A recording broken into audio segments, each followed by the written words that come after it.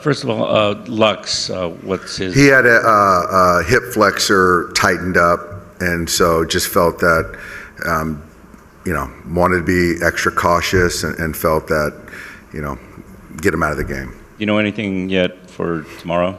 I think he'll be fine, whether I decide if he's in there or not, but as far as availability, I think he'll be available, yeah. And Flaherty, what'd you kind of make of that whole thing about how that all came together and how that looked like? It was just a pitching clinic. I thought he did a great job of filling up the strike zone with his complete mix, used his fastball when he needed to, just minimize damage. And, once we caught a lead, he did a great job of just going after those guys and attacking. And, for us to get 7 innings in a long series was huge. Go to Bill in the second row. Dave, postseason heroics here, pitching from Sandy to Clayton to Fernando and Oral. For you guys to set a postseason scoreless inning record, but to do it with the number of pitchers you've done it with and a bullpen game, I know Jack went 7 tonight. What does that say about where you guys are as a team, but also how the game has changed? The game has certainly changed. And I think that from our perspective, I think it's just a collective effort. Certainly the players that were involved in all those scoreless innings have been fantastic. I think defensively, we've been very good defensively, converting outs when we need to.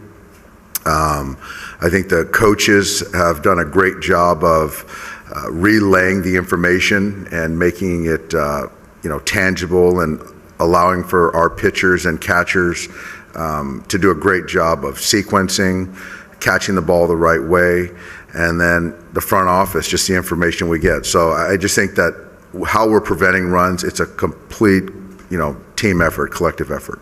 Go to Adam in the front.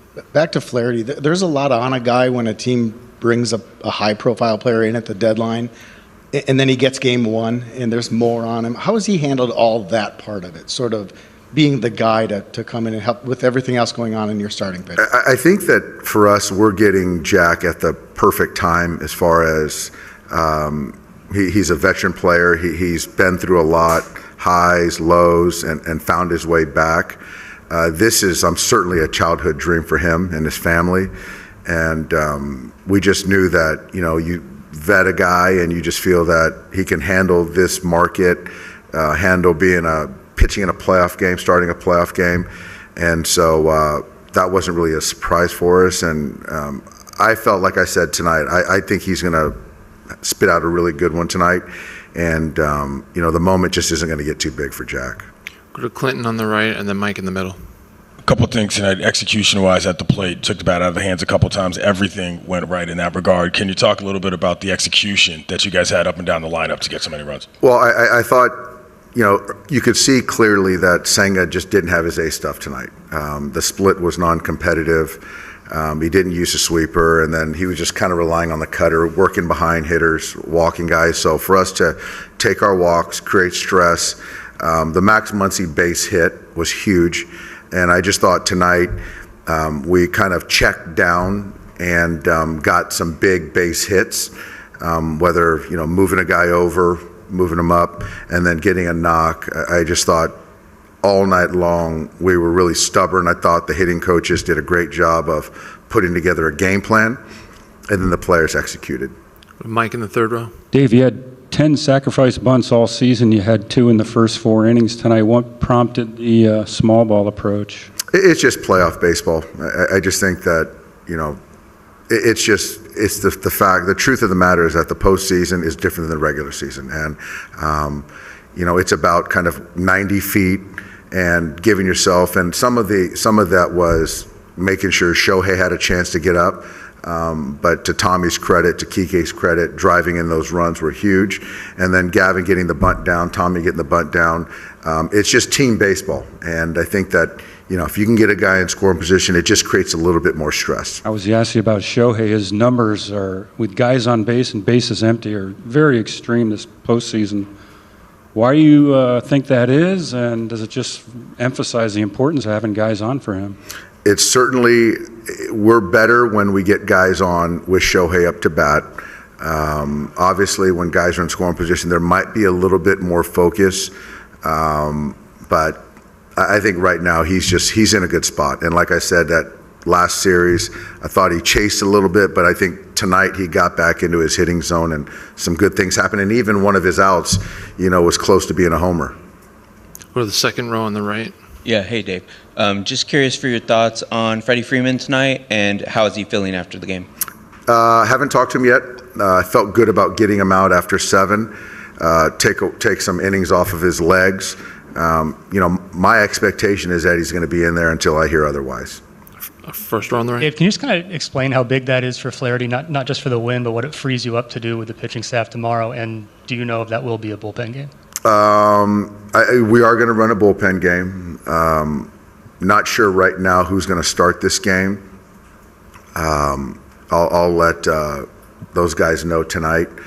But yeah, it's going to be a bullpen game.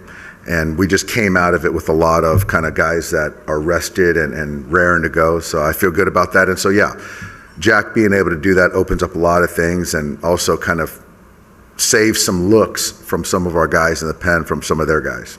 All right, Doc, we'll take one more with Carey, back left. Dave, it might get lost in all this, but just how important was that deceptive throw by Kike Hernandez, especially squashing a potential rally? It was a huge play. Obviously, I thought right there, I thought Jack was still, the game was still in the balance, and they started to kind of build an inning. But Kike's heads up kind of body going towards third and then throw behind the runner. Just a heady baseball play. And that right there, I thought took the wind out of their sail a little bit. You're looking at first and second base, nobody out.